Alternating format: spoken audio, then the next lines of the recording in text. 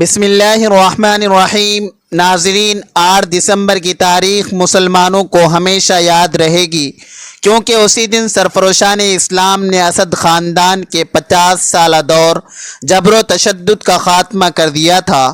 یہ دونوں باپ بیٹے کتنے بڑے ظالم تھے اور ان کی ستمرانیاں کس درجے کی تھی، آج میں ان کی ہلکی سی جھلک دکھاؤں گا۔ سید نایا جیل کوئی عام قسم کی جیل نہیں تھی، بلکہ وہ انسانی مذبح تھی۔ آج کل جو تصویریں سامنے آ رہی ہے انہیں دیکھ کر کلیجہ کانپ جاتا ہے۔ عصر جدید کے ان دونوں فرعونوں نے کیسے کیسے ظلم و ستم سید نایا جیل میں ڈھائے ہیں، اور وہ جیل کتنی بھیانک اور کس قدر لرزہ خیز تھی، اس کی صحیح عکاسی وہی مظلوم کر سکتے ہیں جنہوں نے اس عقوبت خانے میں اپنی زندگی کے بیش قیمت ماہ و سال گزارے ہیں۔ آج جب میڈیا کے ذریعے سے اس جیل کی کہانی منظر عام پر آ رہی ہے اور اس کے تہہ خانوں کے راز کھل رہے ہیں، طبیعت مرجھا جاتی ہے اور سارے جذبات ٹھنڈے پڑ جاتے ہیں۔ قیدیوں کے رکھے جانے کا نظام، انہیں اذیتیں پہنچانے کی ترتیب ایسی حیرت انگیز کہ اسے سوچ کر ہی پتا پانی ہو جاتا ہے۔ اس کی سزائیں ایسی بھیانک تھی کہ بے شمار قیدی اپنا ذہنی توازن کھو بیٹھے۔ جب انہیں لے جایا گیا تھا تو دانش و بینش ان کا طواف کرتی تھی، اور نکلے تو ان کا ہوش و خرد جا چکا تھا۔ بے شمار وہ بھی تھے کہ جب جیل میں ڈالے گئے تو ان کا ڈیل ڈول چاند سورج کو شرماتا تھا، مگر جب نکلے ہیں تو ہڈیوں کا مجموعہ تھے۔ سونے کے لیے معقول جگہ تو کیا نامعقول جگہ بھی دستیاب نہیں۔ ایک ہی کمرے میں کئی قیدیوں کو ٹھونسے اور کچلے ہوئے، سب کے جسم کپڑوں سے خالی، ہر قیدی فاقہ کشی سے چھوارا بنا ہوا، گردش لیل و نہار سے اتنے بے خبر کہ جب جیل سے آزاد ہوئے تو سوال کرتے ہوئے کہتے تھے کہ صدام حسین نے شام کو فتح کر لیا۔ ان غریبوں کو کیا معلوم کہ ان کا مسیحا 13 سال قبل ہی تختے دار پر جھول چکا ہے۔ آج کی پیشکش میں صرف یہ 2 دل دہلا دینے والے واقعات سماعت فرمائیں۔ ان کے بعد بتایا جائے گا کہ ملک شام میں باپ بیٹوں کی بدتمیزیاں کس طرح چلی، اور ان دونوں کے دور میں ملک شام کی کیا حالت رہی۔ تاریخی حوالوں سے انشاءاللہ یہ تمام باتیں پیش کی جائیں گی۔ سب سے پہلے سید نایا جیل کا یہ تازہ واقعہ سماعت فرمائیں۔ ایک انتہائی دردناک منظر اور ہڈیوں کا ڈھانچہ بن چکے اس جیل کے اسیر کی تصویر پر تبصرہ کرتے ہوئے لکھا گیا ہے۔ الشیخ مولانا جمال الدین السیداوی طرابلس کے حنفی فقہا میں سے ہیں۔ طرابلس لبنان کی مشہور روحانی و علمی شخصیت ہیں۔ فقہ حنفی کی کتاب صفاح اللجین فی فروز العین کے مصنف ہیں۔ ان کا بیٹا علی جمال السیداوی دمشق میں دینی تعلیم حاصل کر رہا تھا۔ 2009 میں لاپتہ کر دیا گیا۔ اہل خانہ رو دھو کر مایوس ہو گئے اور مردہ سمجھ کر فاتحہ بھی پڑھ لی۔ اب تو اسے بھولے بھی دہائی گزر چکی تھی کہ پرسوں جب قیدیوں کے حوالے سے سوشل میڈیا پر ٹرینڈ چلا تو شیخ کے اہل خانہ نے بھی اپنے لخت جگر کی تصویر شیئر کر کے کہا کہ یہ بھی 15 سال سے لاپتہ ہے، اگر کچھ پتہ چلے تو اطلاع دی جائے۔ سید نایا جیل جب کھلی تو اس میں کئی جسمانی و ذہنی قیدیوں کو بھی اٹھا کر باہر لایا گیا۔ ان میں ایک علی جمال السیداوی بھی تھا، مکمل طور پر مجنون اور پاگل کڑیل نوجوان، اور اب ہڈیوں کا ڈھانچہ جو اپنے قدموں پر کھڑا بھی نہیں ہو سکتا۔ اسلامی جمہوریہ ایران کے چہیتے بشار الاسد کے انسان دوستی کا ایک زندہ اور لازوال ثبوت۔ سامعین، بشار الاسد کے ظلم و بربریت اور اس کی حیوانیت کا ایک نمونہ آج ہی دیکھنے کو ملا۔ ایک نوجوان جس کی عمر غالباً 20 سال ہوگی، اسے گہرے گڑھے میں پھینک دیا گیا۔ اس کے بعد اس کی گردن تک مٹی ڈال دی گئی۔ بشار خنزیر کے فوجی وہاں کھڑے ہیں، وہی مٹی ڈال رہے ہیں اور ساتھ ہی اس مظلوم سے کہہ رہے ہیں کہ کہو کہ اسد کے سوا کوئی معبود نہیں۔ بار بار یہ فوجی تلقین کر رہے ہیں، دھمکی دے رہے ہیں، اور ان کی خواہش یہ ہے کہ کسی طرح سے یہ نوجوان بشار کا کلمہ پڑھتے ہوئے دنیا سے چلا جائے، لیکن آفری ہے اس نوجوان کو کہ وہ دم آخر تک اللہ کی الوہیت کا اعلان کرتا رہا۔ وہ نوجوان ایمان سے لبریز تھا، اس کا دل معبود برحق کی ذات پر مکمل فدا ہو چکا تھا، اس کے سینے میں حضور علیہ السلام کی محبت موجودن تھی، اس کے رگو پے میں صحابہ کرام کی قربانیاں لہو بن کر دوڑ رہی تھی۔ وہ اس دردناک حالت میں بھی بجائے اس کے کہ اپنی جان بچانے کے لیے بشار الاسد کی معبودیت کا اعلان کرتا، کلمہ پڑھتا چلا جاتا ہے، یہاں تک کہ اس کے سر پر بھی مٹی ڈال دی جاتی ہے اور وہ زمین کے برابر رکھ دیا جاتا ہے اور اس کی آواز خاموش ہو جاتی ہے۔ یہ دردناک اور اندھوناک منظر مجھ سے دیکھا نہیں گیا، میری روح کانپ گئی، میری آنکھیں پتھرا گئی کہ یا خدا، بشار کے خنزیر فوجیوں نے کتنی حیوانیت اور بربریت کا مظاہرہ کیا تھا۔ زمانے جاہلیت میں لوگ اپنی بیٹیوں کو زندہ درگور کرتے تھے، یہاں ایک کلمہ پڑھنے والے کو، حضور علیہ السلام کے ایک چاہنے والے کو اس طریقے سے زندہ دفن کر دیا گیا۔ اگر یہ ویڈیو میں نے دیکھا نہ ہوتا تو بھی بشار کمینے کی کمینگی اتنی زیادہ تھی کہ مان لیتا، مگر یہاں آنکھوں سے دیکھ کر اس کی سفاکیت پر مزید بددعائیں نکل گئی۔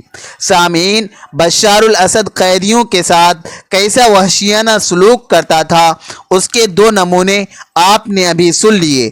شام پر باپ بیٹے کی ناجائز حکومت کے خاتمے کے بعد شامی مسلمانوں نے جو جشن منایا اور اپنی مسرتوں کا جس طرح اظہار کیا وہ بلا وجہ نہیں تھا۔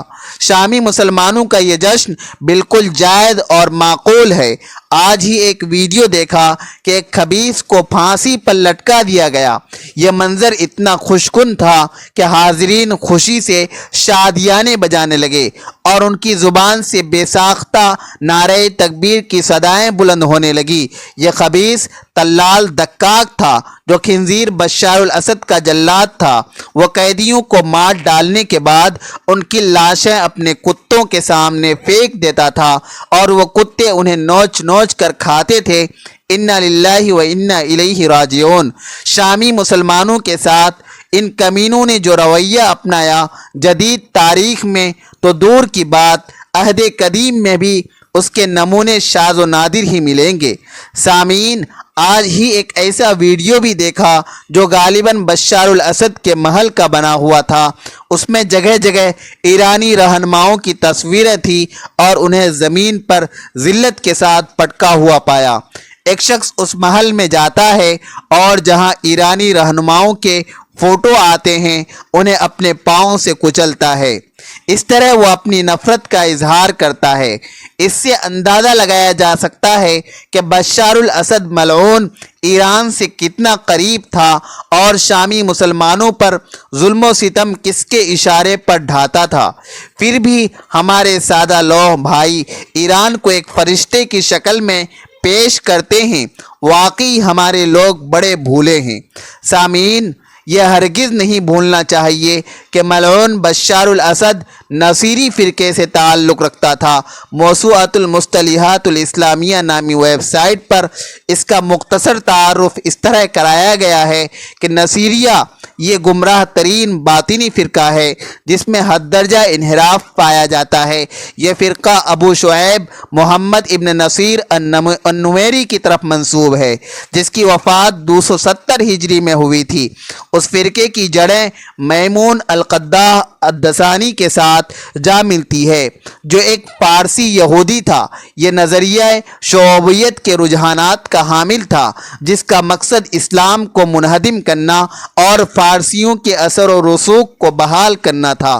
اس فرقے سے وابستہ لوگوں کا دعویٰ ہے کہ یہ علوی ہے جو کہ شیعان علی ابن ابی طالب رضی اللہ تعالی عنہ میں سے ہیں، لہذا آخر میں انہوں نے علوی نام رکھ لیا تاکہ اپنی سیاہ تاریخ کو چھپا سکیں اور اس پر پردے ڈال سکیں۔ اس فرقے کے کچھ عقائد اس طرح ہیں: علی رضی اللہ تعالی عنہ کے لیے الوہیت کا دعویٰ، तनासुख अरवाह का कायल होना, महारिम और हराम अशिया को मुबाह कर लेना, बास बादल मौत और हिसाब व किताब का इनकार करना, नीज़ तमाम इबादतों के मुताल्लिक ऐसी तावीलात करना जो कि अक्ल व फ़हम, लुगत और दीन के मनहज से बाईद तर हैं, वगैरह वगैरह। इस फ़िरके के कुछ बाकी मानदा अफराद आज भी मुल्क शाम में हिम्स, लाज़िकिया और हल्ब के दरमियान और शिमाली हल्ब में मौजूद हैं। सामीन, बाप बेटों ने मुसलमानों पर जबर व तशद्दुद का जो बाजार गर्म किया था और उन्हें जिस तरह की सज़ाएं देता था, उनकी कुछ झलक आप अभी सुन चुके हैं। इंशाअल्लाह हो सका तो अगले वीडियो में इस सिलसिले में मज़ीद बात की जाएगी। यहाँ तो ये बताना है कि इन खबीसों का जो जोर तशद्दुद सिर्फ सैद नाया जेल तक ही महदूद नहीं था, पूरा मुल्क शाम उनके इताब से कराह रहा था।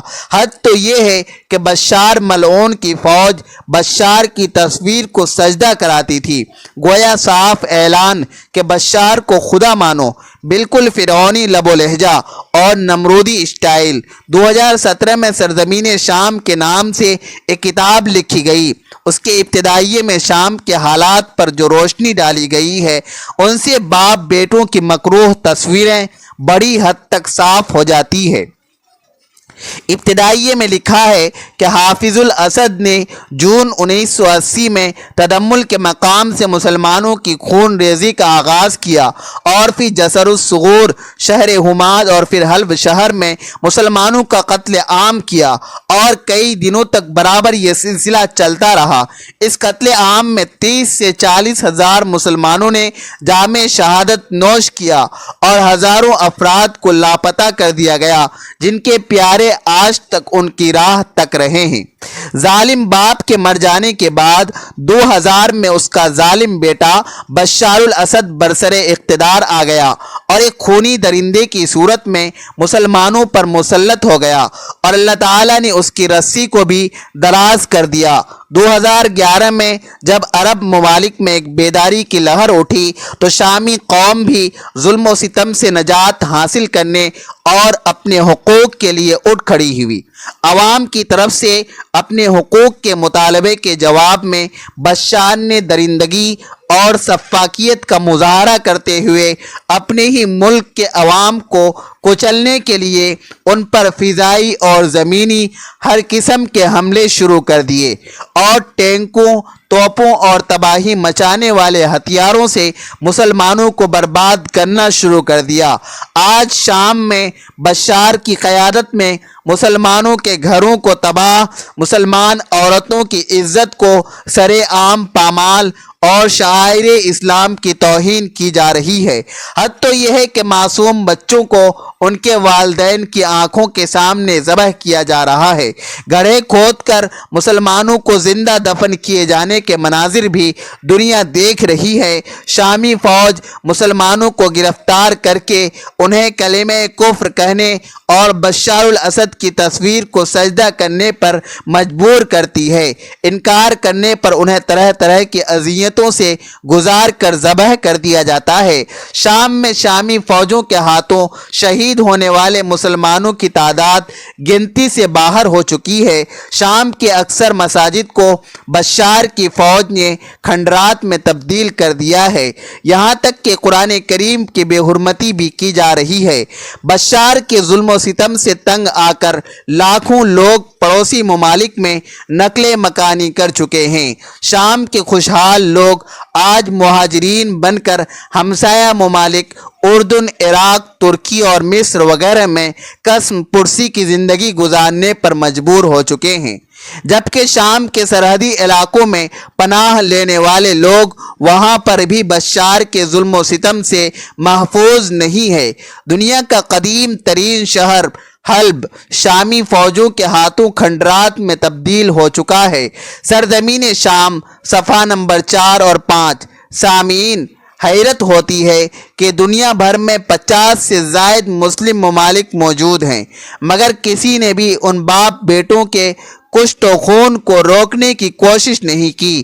کم از کم عرب ممالک ہی اپنی اتحادی تنظیم میں ان کے مظالم کے خلاف قرارداد منظور کرتے اور شکنجہ کسنے کی کوشش کرتے، مگر افسوس ہر طرف سناٹا رہا۔ مسلمانوں کو کافر بنانے کی حتی الامکان کوشش کی جاتی رہی۔ اللہ ہی جانتا ہے کتنے قیدیوں نے جان کی امان کے لیے کلمہ کفر اپنی زبان سے اقراراً ادا بھی کر لیا ہوگا۔ بہت سے لوگ یہ سمجھتے تھے کہ بشار الاسد عربی و فارسی نام والا ہے تو وہ مسلمان ہوگا، لیکن حقیقت یہ ہے کہ وہ مسلمان نہیں تھا۔ وہ شیعہ کے غالب فرقے نصیری سے تعلق رکھتا تھا۔ نصیری فرقہ سیدنا و ابونا حضرت علی رضی اللہ تعالی عنہ کو معبود سمجھتا ہے، جیسا کہ ابھی آپ نے سماعت کیا۔ باپ بیٹوں کے دور اقتدار میں شامی مسلمانوں پر مظالم کی داستان مفتی محمد تقی عثمانی صاحب نے بھی اجمالاً بیان کی ہے۔ ان کی کتاب جہان دیدہ کا یہ اقتباس سماعت فرمائیں۔ مفتی صاحب شام کا آنکھوں دیکھا حال بیان کرتے ہوئے رقم طراز ہے۔ شام علمی و دینی اعتبار سے عالم اسلام کا اہم ترین خطہ رہا ہے۔ یہاں علم اور دین کی روایات اپنی پوری شان و شوکت کے ساتھ قائم اور باقی رہی ہے۔ یہاں کے لوگوں کا حسن اخلاق اسلامی اخلاق کا نمونہ سمجھا جاتا تھا۔ ان کی ہر بات میں لطافت و نظافت اور دلکشی تھی، یہاں تک کہ استعمال کے دنوں میں بھی شام کی یہ روایات بڑی حد تک باقی ہیں۔ لیکن جب سے یہاں بعض پارٹی کی اور بالخصوص حافظ الاسد کی حکومت آئی، اس نے یہاں کے دینی حلقوں پر عرصہ حیات تنگ کر دیا۔ حافظ الاسد عقیدتاً نصیری ہے، جو روافظ کا انتہائی غالب فرقہ ہے اور سیاسی و معاشی نظریات میں کمیونزم کو اپنا آئیڈیل سمجھتے ہیں۔ اس حکومت نے پورے ملک کو ایک وسیع جیل خانے میں تبدیل کر کے یہاں کے نہایت مقتدر علماء اور مسلمان کو اتنی اذیتیں پہنچائی کہ ان کی ایک بہت بڑی تعداد کو جلا وطن ہونا پڑا، اور آج شام کی بہت سی اہم شخصیتیں مختلف مسلمان ملکوں میں جلا وطنی کی زندگی گزار رہی ہیں۔ تھوڑے تھوڑے عرصے کے بعد حکومت کو دینی حلقوں کا صفایا کرنے کے لیے ایک دوڑا سا پڑتا ہے، جس میں سینکڑوں بلکہ ہزاروں مسلمان لقمہ اجل یا بدترین اذیتوں کا نشانہ بن جاتے ہیں۔ حماد کے دور میں علماء کا جس طرح قتل عام ہوا، اس کے تصور سے ہی رونگٹے کھڑے ہو جاتے ہیں۔ سامعین، مفتی صاحب آگے لکھتے ہیں، جو علماء اب شام میں مقیم ہیں، ان کی حکمت عملی یہ ہے کہ وہ سیاست سے بالکل الگ ہو کر خالصتاً تعلیم و تبلیغ میں مشغول ہیں، اور ان حالات میں یہی وہ حکمت عملی ہے جس کے ذریعے یہاں مسلمانوں کے دین و ایمان کا تحفظ کیا جا سکتا ہے۔ اگرچہ قدیم دینی مدارس سب ختم کر دیے گئے اور باقاعدہ دینی تعلیم صرف کالجوں اور یونیورسٹیوں کے شعبہ اسلامی علوم میں حاصل کی جا سکتی ہے، لیکن اول تو یہ ان اداروں میں بعض اساتذہ بڑے متسلب اور قوی الاستعداد موجود ہوتے ہیں۔ دوسرے مختلف علماء نے اپنی مساجد میں یا گھروں پر انفرادی طور سے دینی تعلیم کا سلسلہ جاری کر رکھا ہے، اس لیے اسلامی علوم کا چرچا بالکل ختم نہیں ہو سکا۔ علماء دینی موضوعات پر کتابیں بھی لکھ رہے ہیں اور وہ بڑی حد تک آزادی سے چھپ رہی ہے، لہٰذا بحیثیت مجموعی حالات افسوسناک ضرور ہیں مگر مایوس کن نہیں۔ باطل کی زور زبردستی ایک نہ ایک دن انشاءاللہ ختم ہوگی اور عالم اسلام کا یہ جنت نظیر حصہ انشاءاللہ پھر سے اپنی گمشدہ آب و تاب حاصل کر لے گا۔ جہان دیدہ صفحہ نمبر 308-309۔ سامعین، مفتی صاحب کا یہ سفر حافظ الاسد کی حکومت کے زمانے میں ہوا تھا۔ باپ کے بعد بیٹے کے مظالم آپ کے سامنے آ چکے ہیں۔ اللہ تعالیٰ انہیں جہنم میں بدترین سزائیں دیں، آمین۔ ناظرین، کمنٹ باکس میں اللہ تعالیٰ کی 99 ناموں میں سے ایک نام ضرور ٹائپ کریں۔ ویڈیو اچھی لگے تو ویڈیو کو لائک کریں، شیئر کریں، چینل کو سبسکرائب کریں۔ اگلی ویڈیو تک کے لیے اجازت دیجیے، خدا حافظ۔